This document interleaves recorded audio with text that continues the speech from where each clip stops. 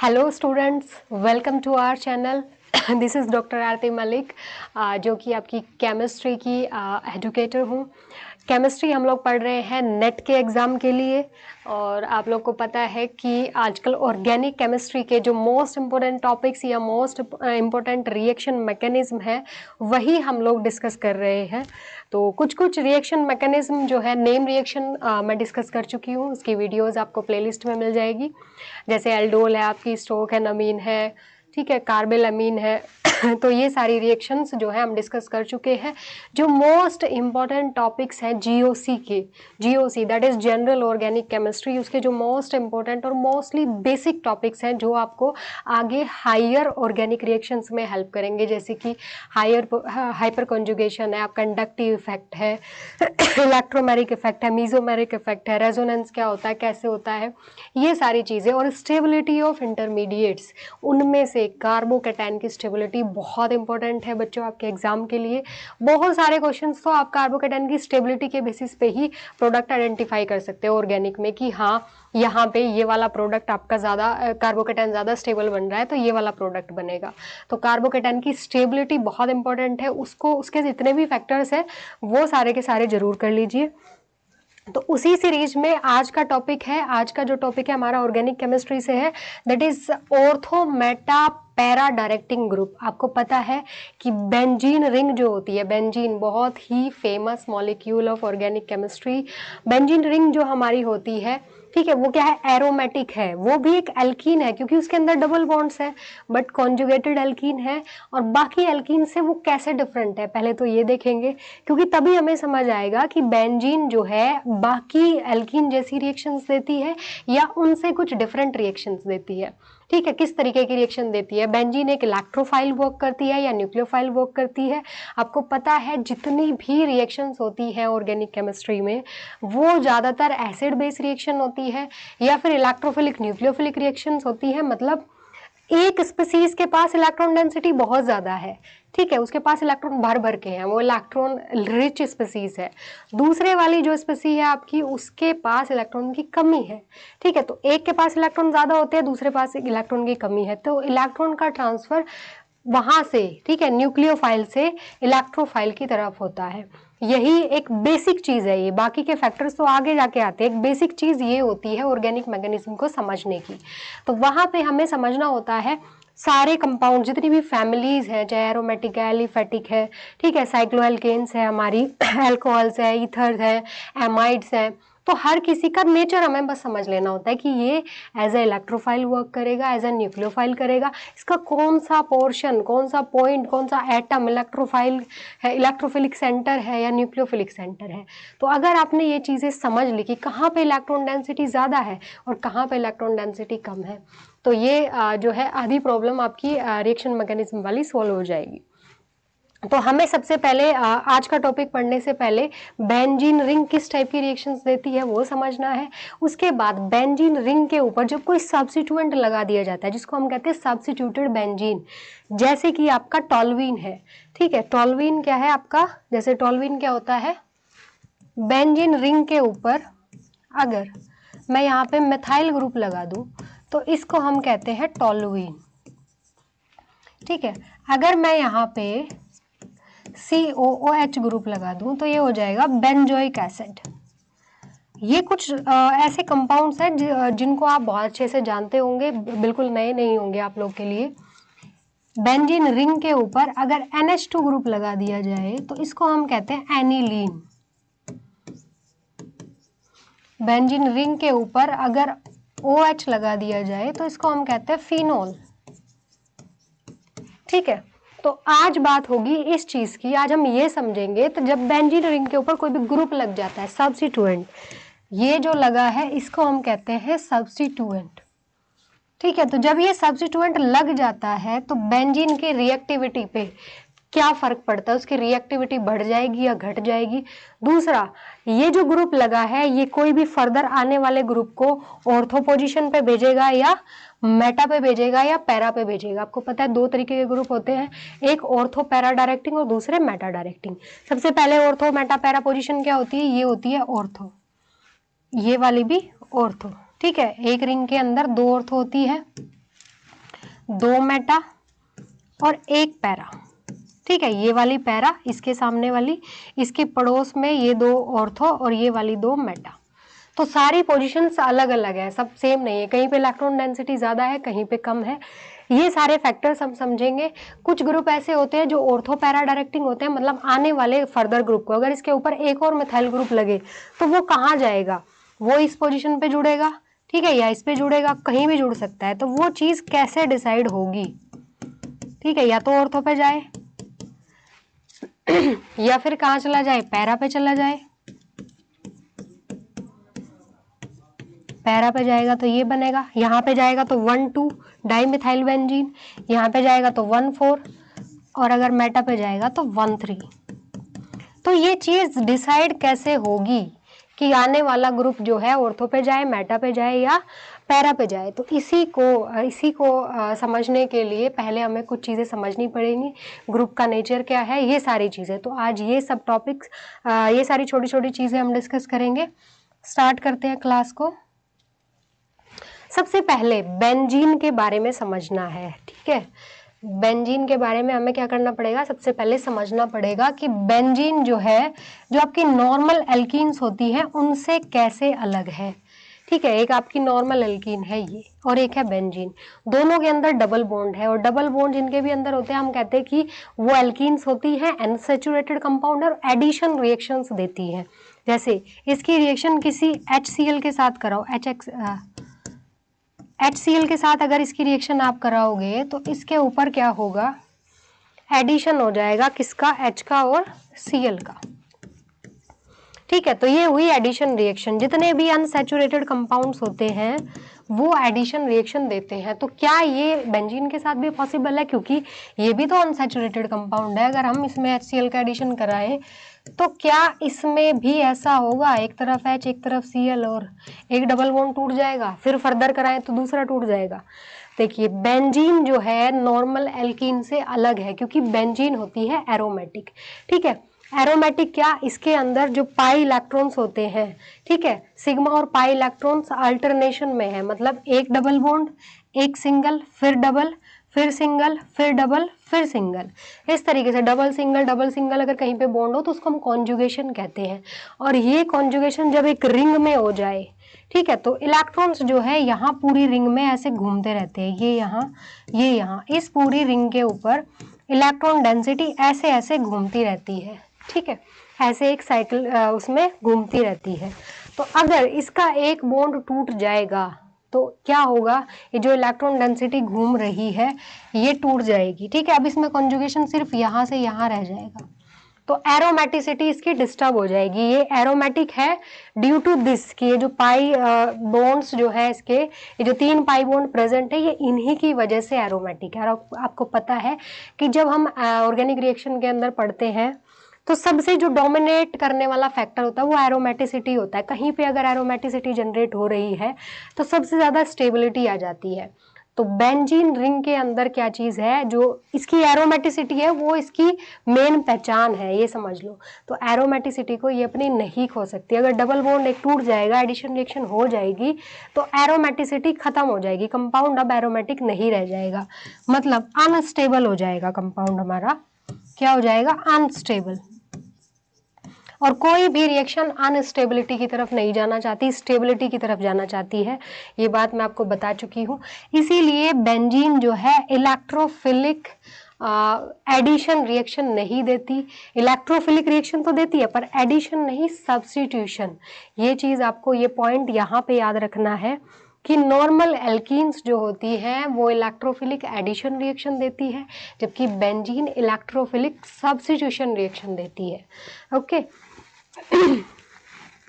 क्योंकि pi electron density इसके पास ज्यादा होती है, तो जैसे ही इसके पास इलेक्ट्रोफाइल आएगा तो क्या बनेगा, कार्बोकैटायन बनेगा। यहां तक तो चीजें सेम होंगी। कोई भी इलेक्ट्रोफाइल बेंजीन रिंग के पास आया, ये चीज आप याद रखिए, बेंजीन रिंग के पास इलेक्ट्रॉन डेंसिटी बहुत ज्यादा है तो ये एज अ न्यूक्लियोफाइल वर्क करती है। न्यूक्लियोफाइल, कोई इलेक्ट्रोफाइल आएगा इसके पास इलेक्ट्रॉन मांगने, ये इलेक्ट्रॉन देगी उसको बेंजीन रिंग, डबल बॉन्ड टूटा, इसके ऊपर आया प्लस चार्ज, ठीक है, इस तरीके से। अब यहाँ तक तो एल्कीन में भी सेम होता है। एल्कीन में भी डबल बॉन्ड में पहले इलेक्ट्रोफाइल का एडिशन होता है, फिर कार्बोकेटायन बनता है, उसके बाद न्यूक्लियोफिलिक पार्ट जाके अटैच हो जाता है। पर यहाँ से आगे चीजें इसमें डिफरेंट होती है। क्या डिफरेंस होता है? देखिए डिफरेंस क्या होता है इससे आगे, कि यहाँ पे कोई न्यूक्लियोफाइल आके अटैच नहीं होगा, बल्कि ये जो H है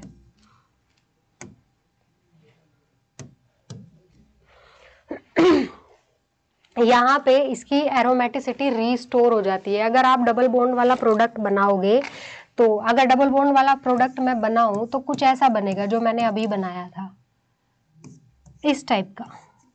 ठीक है, एक तरफ इलेक्ट्रोफाइल जुड़ा होगा, एक तरफ कोई न्यूक्लियोफाइल आके, तो इसकी एरोमेटिसिटी क्या हो जाएगी, डिस्टर्ब हो जाएगी।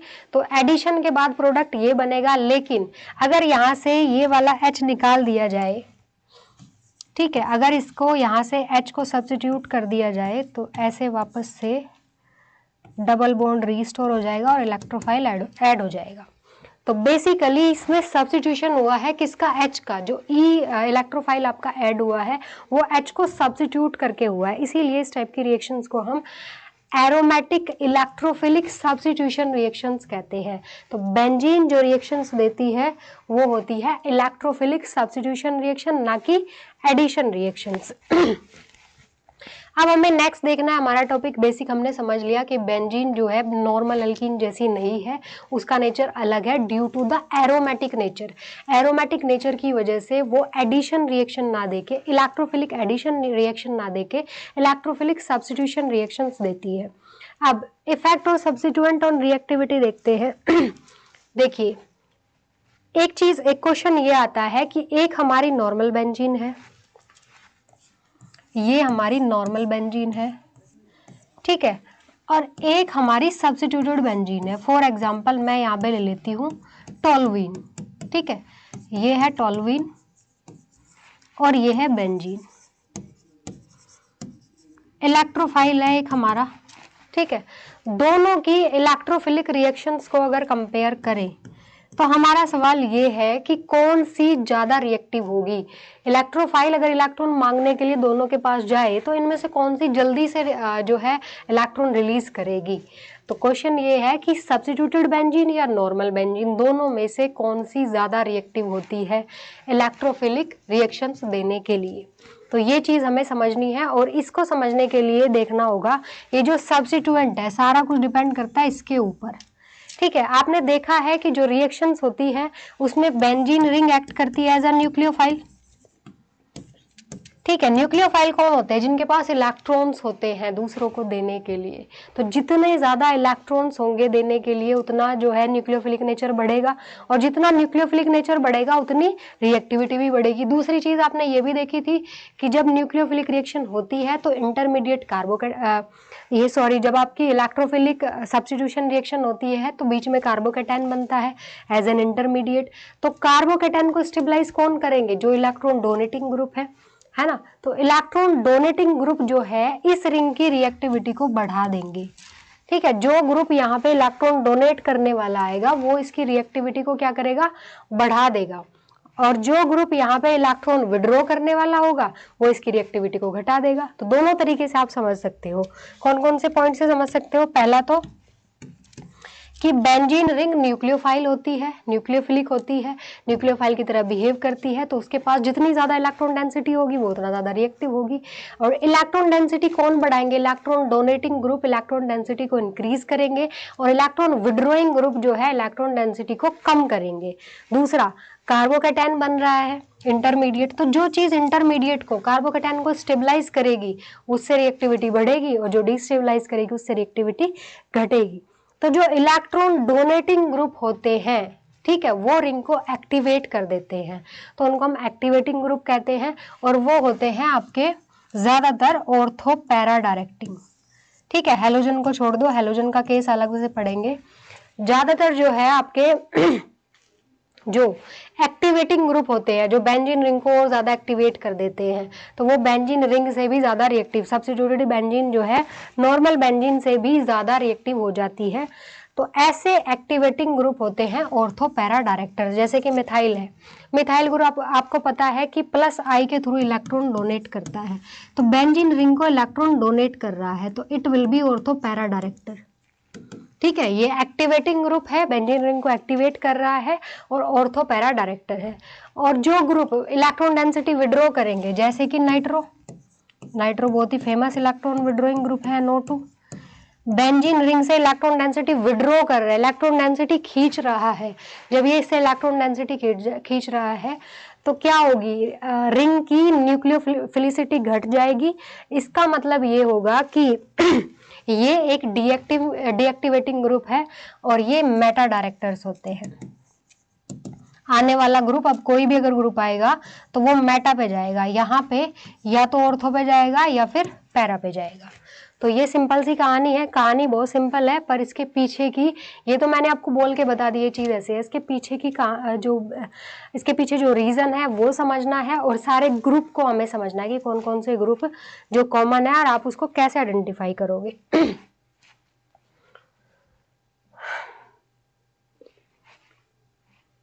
देखिए, मैंने आपको जो चीज अभी बताई है उसी के बेसिस पे आपको ध्यान रखना है, क्योंकि कई बार आपसे रिएक्टिविटी का डायरेक्ट क्वेश्चन आ जाता है और कई बार आपको इनडायरेक्टली कंपेयर करना होता है। ये हमारी बेंजीन रिंग है, ये दोनों सब्स्टिट्यूटेड बेंजीन है। अगर डोनेट करने वाला ग्रुप लगा हो तो रिएक्टिविटी बेंजीन रिंग से ज्यादा, और अगर विड्रॉ वाला लगा हो तो रिएक्टिविटी या एक्टिविटी इलेक्ट्रोफिलिक सब्स्टिट्यूशन रिएक्शन के लिए बेंजीन रिंग से कम। तो बेंजीन रिंग बीच में जितने भी जो आपके डोनर ग्रुप होंगे वो बढ़ा देंगे बेंजीन रिंग की रिएक्टिविटी, और जितने भी विड्रॉइंग ग्रुप होंगे वो घटा देंगे। ये चीज याद रखनी है आपको। अब जो इलेक्ट्रॉन डोनेट करना है और इलेक्ट्रॉन विड्रॉ करना है ना, कोई भी ग्रुप इलेक्ट्रॉन डोनेट करेगा या विड्रॉ करेगा, एक तो आपको ये पहचानना है, ये आप कैसे पहचानोगे।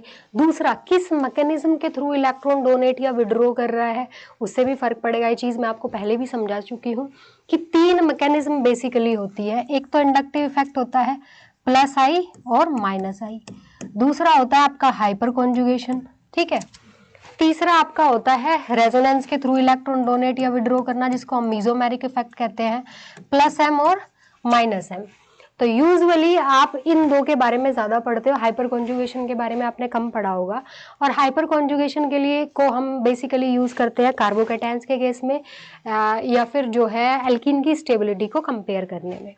तो आप बेसिकली यहाँ पे 2 चीजों का ध्यान रखिए, इंडक्टिव इफेक्ट का और रेजोनेंस का। या तो कोई ग्रुप इंडक्टिव इफेक्ट के थ्रू इलेक्ट्रॉन डोनेट या विड्रॉ करेगा या फिर रेजोनेंस के थ्रू करेगा। जैसे कि कहीं पे, जैसे ये R कोई ग्रुप है, इसके साथ लगा दिया कोई चेन है कार्बन की, ठीक है, इसके साथ लग गया कोई हेलोजन, हेलोजन क्या मैंने लगा दिया F, ठीक है। एक दूसरी चेन है, इसके साथ मैंने कोई ग्रुप लगा दिया OH, ठीक है। यहाँ पे एक ये चेन है,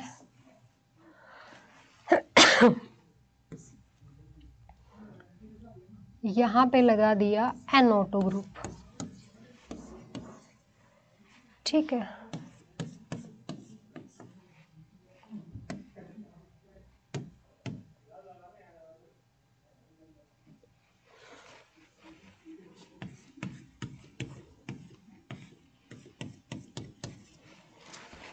अब देखिए, ये जो आपकी चेन है, ये जो हमारी चेन है, इसके साथ ग्रुप जुड़ा हुआ है F, ठीक है। कार्बन के साथ किसने बॉन्ड बनाया हुआ है, फ्लोरीन ने, F ने।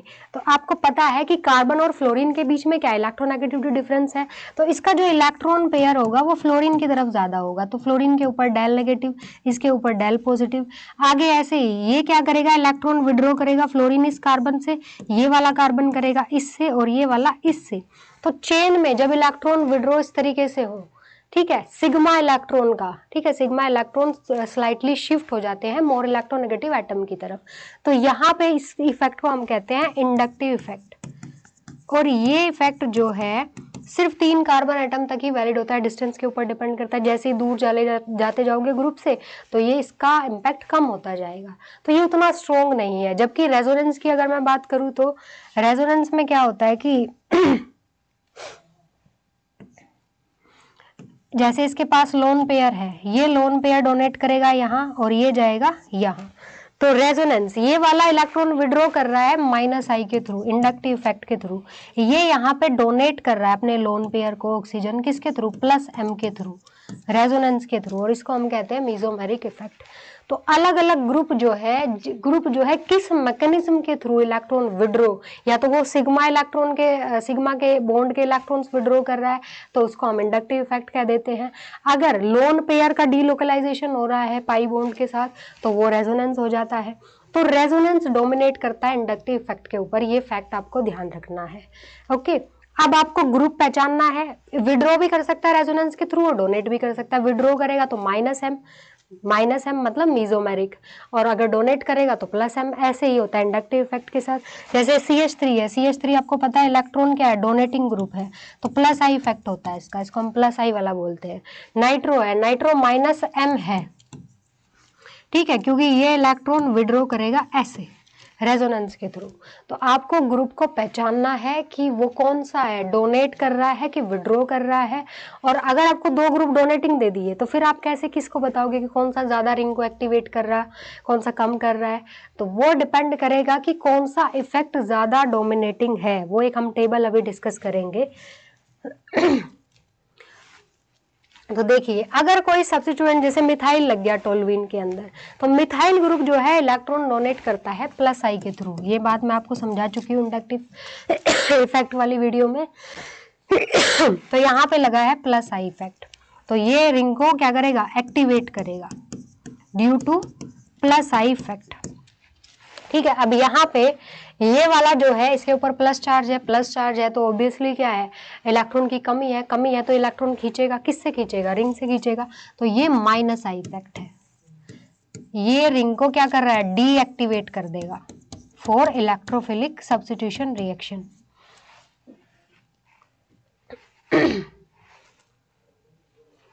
अब रेजोनेंस के थ्रू देख लेते हैं। रेजोनेंस के थ्रू बहुत सारे एग्जाम्पल हमें मिल जाएंगे, जैसे OCH3 है,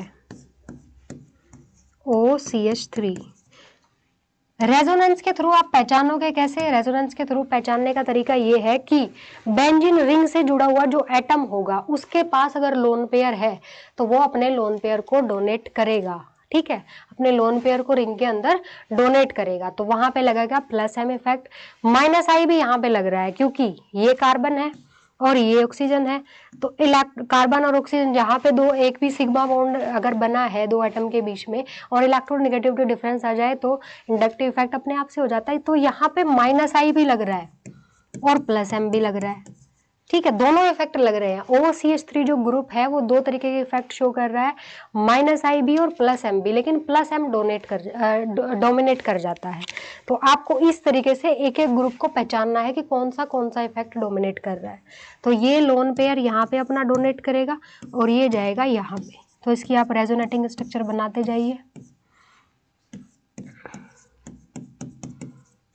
तो रिंग को इलेक्ट्रॉन डेंसिटी प्रोवाइड कर रहा है, रिंग के ऊपर माइनस चार्ज आ रहा है, रिंग के ऊपर अगर माइनस चार्ज आ रहा है मतलब रिंग के ऊपर इलेक्ट्रॉन डेंसिटी बढ़ रही है, और अगर रिंग के ऊपर प्लस चार्ज आ रहा है तो इलेक्ट्रॉन डेंसिटी घट रही है। तो रिंग के ऊपर जितना ज्यादा माइनस चार्ज आएगा उतना ज्यादा इलेक्ट्रोफाइल इसके पास आके इलेक्ट्रॉन मांग सकेगा और उतनी रिएक्शन फास्ट हो जाएगी।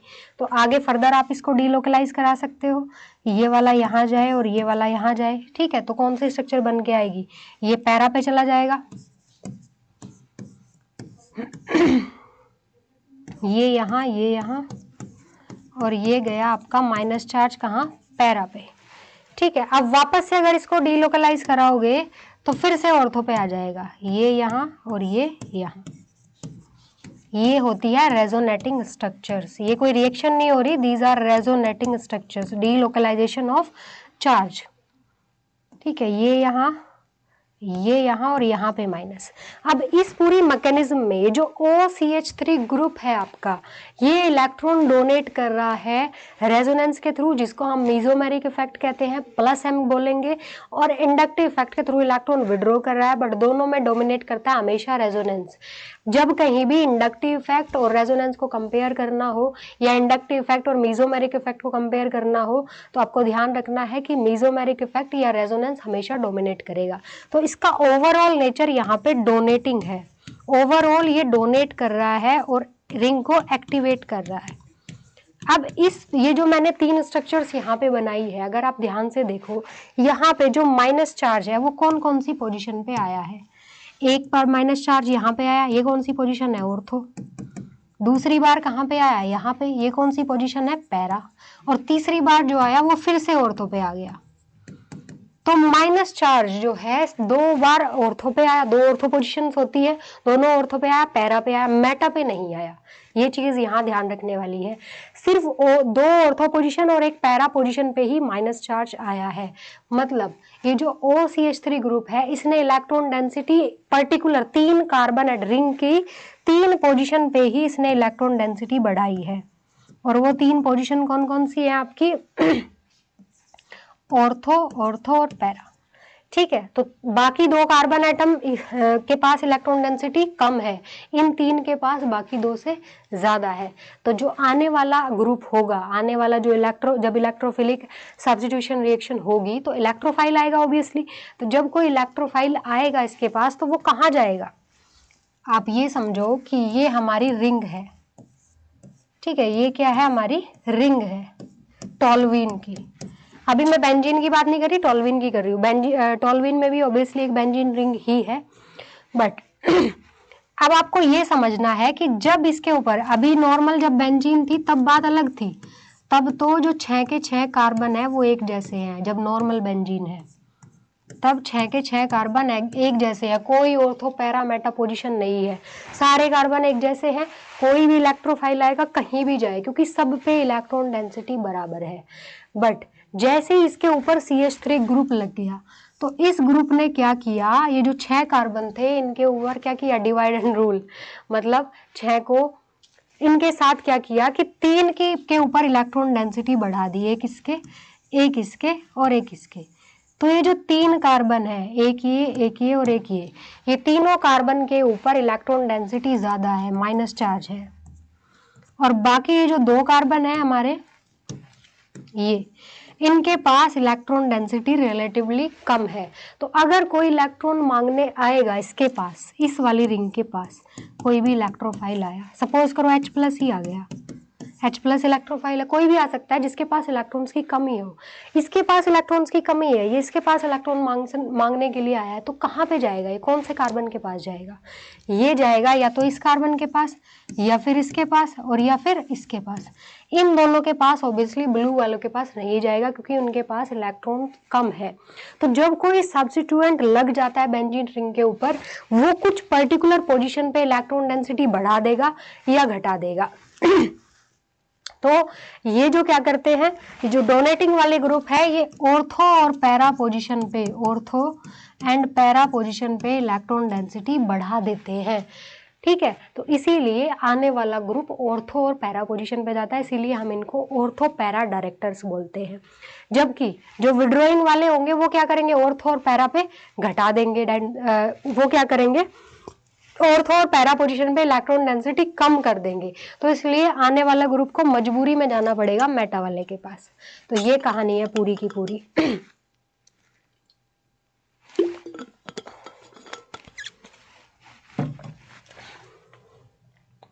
ठीक है, तो ये था हमारा OCH3 ग्रुप। समझ लिया हमने कि जब रिंग के साथ कोई ऐसा एटम जुड़ा हो जिसके पास लोन पेयर हो, तो वो रिंग को क्या करेगा, डोनेट करेगा अपना लोन पेयर। ठीक है, किसके थ्रू, रेजोनेंस के थ्रू, और इसको हम कहते हैं मीजोमेरिक इफेक्ट। तो मीजोमेरिक इफेक्ट डोमिनेट करता है ओवर इंडक्टिव इफेक्ट, ये चीज आपको ध्यान रखनी है। अब आ जाइए विड्रोअल वालों के पास, कि जब रिंग के साथ कोई भी, ठीक है, क्या हो, ये चीज आपको ध्यान रखनी है। देखिए if the substituent is attached to the benzene ring by an atom that is doubly or triply bonded, ठीक है, अगर कोई ऐसा एटम जुड़ा हो जो आगे डबल या ट्रिपल बॉन्ड से जुड़ा हो किसी इलेक्ट्रोनेगेटिव एटम से, जैसे कि हम ध्यान दें यहाँ पे नाइट्रोजन और ऑक्सीजन है ना, कार्बन CN में, तो डबल या ट्रिपली बॉन्डेड अगर जुड़े हुए हैं एटम्स तो वो क्या करेंगे, इलेक्ट्रॉन डेंसिटी को विड्रॉ करेंगे। ये आप इजीली आइडेंटिफाई कर पाओगे जब आप एक बार सबकी मैकेनिज्म समझ लोगे तो आपको दिक्कत नहीं आएगी। जैसे नाइट्रो ग्रुप की अगर मैं बात करूं तो नाइट्रोबेंजीन है हमारी,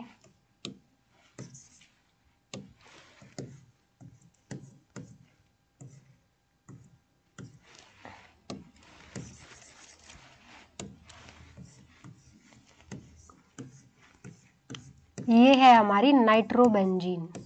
नाइट्रो ग्रुप को मैं थोड़ा सा इस तरीके से लिख रही हूँ, ठीक है। नाइट्रो ग्रुप में इस तरीके से होता है, एक बॉन्ड कोऑर्डिनेट होगा और एक डबल होगा नाइट्रोजन के साथ, तो यहाँ पे जो एटम जुड़ा हुआ है वो आगे डबल बॉन्ड के साथ जुड़ा हुआ है ऑक्सीजन के साथ, हाईली इलेक्ट्रोनेगेटिव के साथ। तो ये क्या करेंगे, इलेक्ट्रॉन विड्रॉ करेंगे रिंग से। कैसे विड्रॉ करेंगे, ये बॉन्ड यहाँ जाएगा है ना, ये वाला यहाँ जाएगा, तो अब जो इसकी रेजोनेटिंग स्ट्रक्चर्स बनेंगी, N O के ऊपर माइनस चार्ज, ये वाला हो तो चुपचाप है, इसको कोई दिक्कत नहीं, यहाँ पे डबल बॉन्ड और यहाँ पे आया प्लस, ठीक है। ध्यान से ये चीज अगर आपने ध्यान से समझ ली, आपको सारी इलेक्ट्रोफिलिक रिएक्शन जितनी भी है, जो चाहे वो क्लोरीनेशन है, ब्रोमिनेशन है, एल्काइलेशन है, एसाइलेशन है, सबकी मैकेनिज्म यही वाली होती है। तो यहाँ पे आया रिंग के ऊपर प्लस चार्ज, याद करो पिछली में क्या आया था, पिछली में माइनस आया था, ठीक है। ये जब इलेक्ट्रॉन पुश कर रहे थे रिंग के अंदर तो रिंग के ऊपर माइनस चार्ज आया था, मतलब रिंग के ऊपर इलेक्ट्रॉन डेंसिटी बढ़ गई थी कुछ पर्टिकुलर 3 कार्बन एटम्स के ऊपर। लेकिन अगर कोई इलेक्ट्रॉन विड्रॉइंग ग्रुप आया है तो उसने क्या किया है, रिंग से इलेक्ट्रॉन खींच लिए तो रिंग के ऊपर प्लस चार्ज आ गया। अब इस प्लस चार्ज को आपको डीलोकलाइज करना है,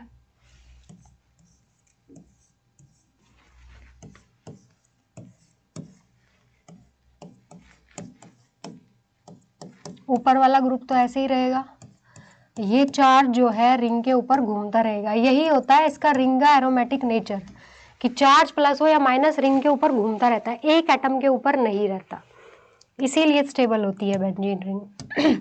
प्लस चार्ज यहाँ तो ये वाला यहाँ, सॉरी मैंने उल्टा कर दिया, ये डबल बॉन्ड जाएगा वहाँ,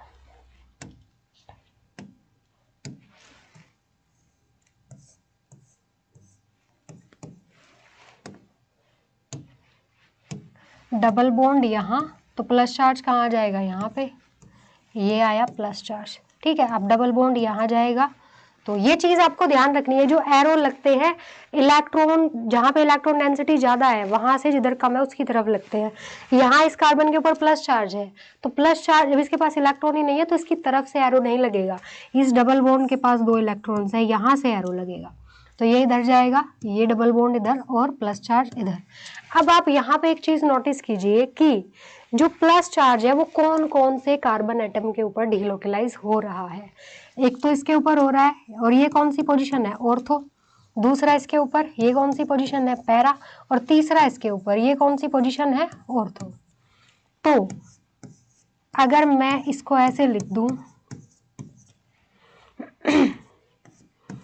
तो जो हमारे ये वाले 3 कार्बन एटम्स हैं, 2 ऑर्थो वाले और 1 पैरा वाला, इनके ऊपर आ गया है प्लस चार्ज, मतलब इनके ऊपर इलेक्ट्रॉन डेंसिटी कम है, किनके कंपैरिजन में, इन 2 पोजीशन के कंपैरिजन में।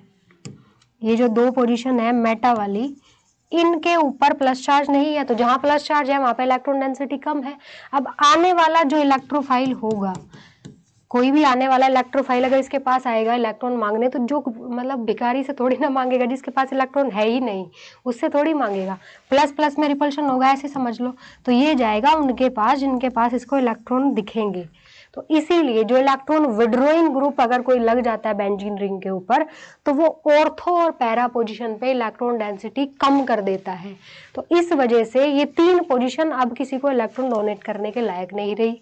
तो ये जो 2 पोजीशन है, तो आने वाला अब कोई भी ग्रुप अगर आएगा नाइट्रोबेंजीन के केस में, तो वो हमेशा मेटा पोजीशन पे जाएगा, ठीक है। मेटा दोनों बराबर होती है, किधर भी लगा दो। तो जो ग्रुप जाएगा वो कहाँ जाएगा, मेटा पोजीशन पे।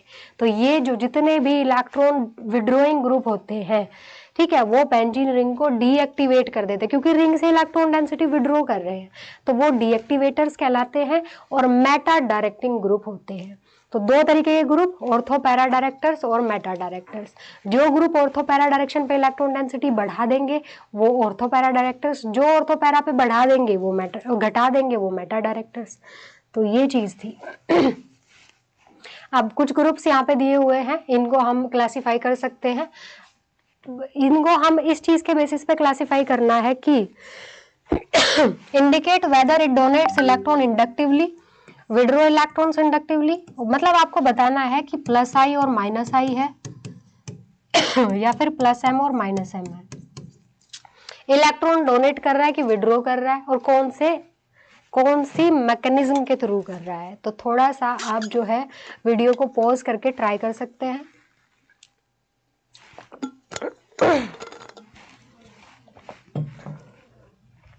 देखिए बी आर क्या होता है, हेलोजन है।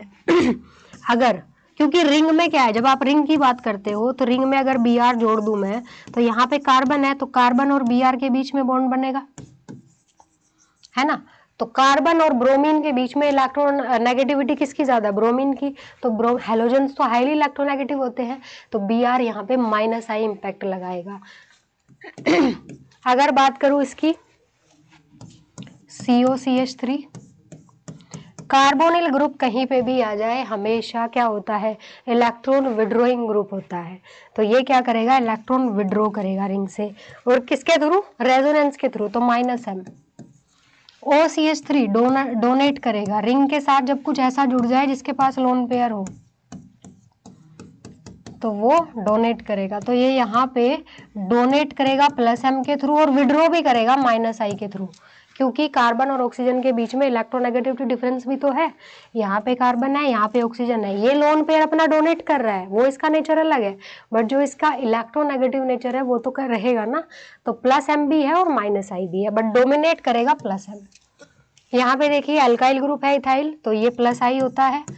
NHCH3 इसके पास लोन पेयर है तो प्लस एम, और माइनस आई भी, क्योंकि नाइट्रोजन की इलेक्ट्रोनेगेटिविटी कार्बन से ज्यादा होती है। आपको मान के चलना है कि रिंग का कार्बन है, कार्बन के साथ कुछ जुड़ा है, तो कार्बन और उसके बीच में इलेक्ट्रोनेगेटिविटी डिफरेंस आपको क्या करना है, कंपेयर करना है।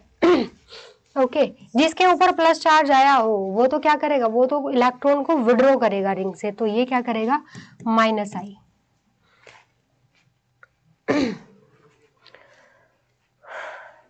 अब हम देखते हैं एक टेबल, जिसके बेसिस पे हमको क्या करना है, सीखना है, पहचानना कौन से ग्रुप क्या है। देखिए ये जो ग्रुप है हमारे, ये है स्ट्रोंगली एक्टिवेटिंग, मतलब अगर ये बेंजीन रिंग पे जुड़े होंगे तो उसके न्यूक्लियोफिलिक नेचर को बढ़ा देंगे, मतलब वो बेंजीन से ज्यादा रिएक्टिव हो जाएगी रिंग, ठीक है। Strongly activating, most activating group, ठीक है, ये वाले हमारे, क्योंकि जब कोई भी ग्रुप लोन पेयर के थ्रू डोनेट करता है तो वो स्ट्रोंगली एक्टिवेटिंग होता है। यहाँ पे आप देख रहे हो नाइट्रोजन के पास लोन पेयर, इसके पास भी लोन पेयर, ये भी लोन पेयर, तो लोन पेयर के थ्रू जो कोई डोनेट करेगा वो स्ट्रोंगली एक्टिवेटिंग होंगे, ये आपको याद रखना है। अब यहाँ पे देखिए मॉडरेटली एक्टिवेटिंग, मॉडरेटिंग एक्टिवेटिंग में क्या होगा, जो मॉडरेटली एक्टिवेट करेंगे वो अपना लोन पेयर रिंग को तो डोनेट कर ही रहे हैं, साथ में उनके साथ कोई ग्रुप ऐसा जुड़ा होगा जो वहां पे भी डोनेट कर रहे होंगे। जैसे ये है हमारा NHCOR, NH, इसको ऐसे लिख लो,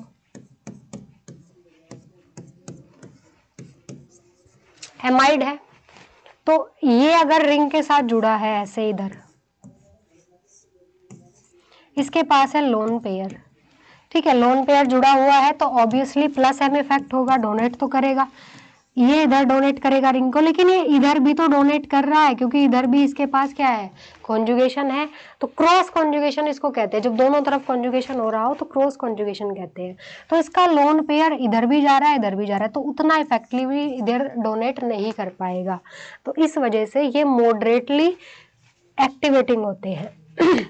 ठीक है, जैसे यहाँ पे देखिए इसका लोन पेयर इसके साथ भी कॉन्जुगेशन में है, इधर भी है, तो क्रॉस कॉन्जुगेशन हुआ, यहाँ पे भी क्रॉस कॉन्जुगेशन है। अब इसके बाद आता है वीकली एक्टिवेटिंग। वीकली एक्टिवेटिंग में आर ग्रुप आपका एल्काइल ग्रुप है, क्योंकि वो इंडक्टिव इफेक्ट के थ्रू करता है डोनेट। ये अब तक सारे के रेजोनेंस के थ्रू कर रहे थे, ये कर रहे थे आपके प्लस एम के थ्रू, ये भी प्लस एम के थ्रू, लेकिन ये करता है प्लस आई के थ्रू। तो प्लस आई मैंने बताया आपको, प्लस आई जो है वीक इफेक्ट होता है रेजोनेंस के कंपैरिजन में। तो एल्काइल करते हैं प्लस आई के थ्रू। एराइल जो करते हैं वो इलेक्ट्रॉन डोनेट भी करते हैं और विड्रॉ भी करते हैं, वो दोनों काम कर रहे हैं, तो इसलिए उनका घट जाता है डोनेटिंग नेचर। ऐसे ही इनका काम है एल्कीन का। तो ये हुए हमारे वीकली एक्टिवेटिंग। जो ये स्ट्रॉन्गली एक्टिवेटिंग मतलब अगर आप कंपेयर करो, एक रिंग के ऊपर NH2 लगा हुआ है, ठीक है, और दूसरी रिंग के ऊपर लगा हुआ है CH3। आपको ऐसे कंपेयर करने के लिए आ सकता है, या फिर ऐसे इनडायरेक्टली किसी रिएक्शन में कंपेयर करना हो, तो दोनों में से कौन सी ज्यादा रिएक्टिव होगी, तो यहां से इस टेबल के बेसिस पे आप बता सकते हो। क्योंकि NH2 डोनेट कर रहा है, जो NH2 ग्रुप है हमारा एनिलीन में, ये है मिथाइल ग्रुप, ठीक है। मिथाइल डोनेट कर रहा है प्लस आई के थ्रू, और ये डोनेट कर रहा है किसके थ्रू, प्लस एम के थ्रू। तो सीधा सीधा सा ये वाली ज्यादा रिएक्टिव होगी, ठीक है, एनिलीन ज्यादा रिएक्टिव होगी टोलुइन के कंपैरिजन में। तो ये टेबल आपके लिए इस तरीके से फायदेमंद होगी। ये weekly, strongly, moderately, weekly, hydrogen के रेस्पेक्ट में हम देखते हैं, ये भी आपको ध्यान रखना है। अब बारी आती है हेलोजन्स की। हेलोजन का थोड़ा सा एक्सेप्शनल केस है। हेलोजन के बारे में आपने आज तक पढ़ा होगा कि वो सिर्फ इलेक्ट्रॉन क्या करते हैं, विड्रॉ करते हैं, पर ये नहीं पढ़ा होगा कि इलेक्ट्रॉन डोनेट भी करते हैं हेलोजन्स। यस, क्योंकि हेलोजन के पास लोन पेयर भी तो होता है, F है, इसके पास कितने लोन पेयर्स हैं, 3। तो ये विड्रॉ करेगा माइनस आई के थ्रू, डोनेट करेगा प्लस एम के थ्रू, बट ओवरऑल इनका नेचर विड्रोइंग ही होता है। हालांकि दोनों फैक्टर्स है, बट ओवरऑल इनका नेचर विड्रोइंग ही माना जाता है। ये चीज आपको ध्यान रखनी है यहाँ पे। तो हेलोजन का थोड़ा सा एक्सेप्शन है, ये रिंग को डीएक्टिवेट करते हैं, बट वीकली डीएक्टिवेट करते हैं, क्योंकि डोनेट भी कर रहे हैं साथ में, तो वीकली डीएक्टिवेट करते हैं, इसीलिए ये ऑर्थो पैरा डायरेक्टर्स हैं। हेलोजन सिर्फ अकेले ऐसे हैं जो इलेक्ट्रॉन विड्रॉ कर रहे हैं रिंग से, होने चाहिए कौन से, मेटा डायरेक्टर्स, बट होते हैं कौन से, ऑर्थो पैरा डायरेक्टर्स। रीजन क्या है, रीजन वही है कि ये विड्रॉ कर रहे हैं माइनस आई के थ्रू, पर डोनेट कर रहे हैं प्लस एम के थ्रू, इसीलिए। तो overall deactivating but ortho para directors. इसके बाद आगे सारे जो भी इलेक्ट्रॉन विड्रोइंग ग्रुप होंगे वो मेटा डायरेक्टर्स होंगे। उसमें सबसे पहले मॉडरेटली डीएक्टिवेटिंग, मॉडरेटली डीएक्टिवेटिंग में वो आएंगे जिनमें कार्बोनिल ग्रुप होगा। एल्डिहाइड हो गए, आपके कीटोन हो गए, ठीक है, एसिड हो गए, एस्टर हो गए, एसिड क्लोराइड्स हो गए। स्ट्रॉन्गली में आपको 2 ग्रुप हमेशा याद रखने, एक तो CN और दूसरा नाइट्रो, ठीक है। ये दोनों ग्रुप से बहुत बार क्वेश्चन आते हैं। सबसे ज्यादा स्ट्रॉन्गली डीएक्टिवेटिंग आपका साइनाइड ग्रुप है और नाइट्रो ग्रुप है, और इसके साथ ही ये तीनों जिनके ऊपर नाइट्रोजन में अगर प्लस चार्ज आ जाए तो वो भी क्या करेगा, इलेक्ट्रॉन विड्रॉ करेगा। तो ये हमारी टेबल है जिसके बेसिस पे हम कंपेयर कर सकते हैं कि कौन सा ग्रुप जो है ऑर्थो मेटा डायरेक्टर होगा और कौन सा हमारा पैरा डायरेक्टर होगा।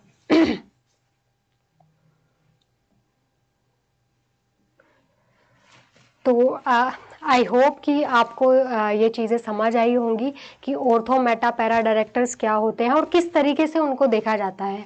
बेंजीन की जो इलेक्ट्रोफिलिक सब्स्टिट्यूशन रिएक्शन होती है, जब उसके ऊपर कोई सब्स्टिट्यूएंट लगा दिया जाए तो उसका क्या इम्पैक्ट पड़ता है। तो आई होप ये क्लास आपके एग्जाम के लिए हेल्पफुल रहेगी। Thank you so much for watching us. मिलते हैं आपसे नेक्स्ट क्लास में।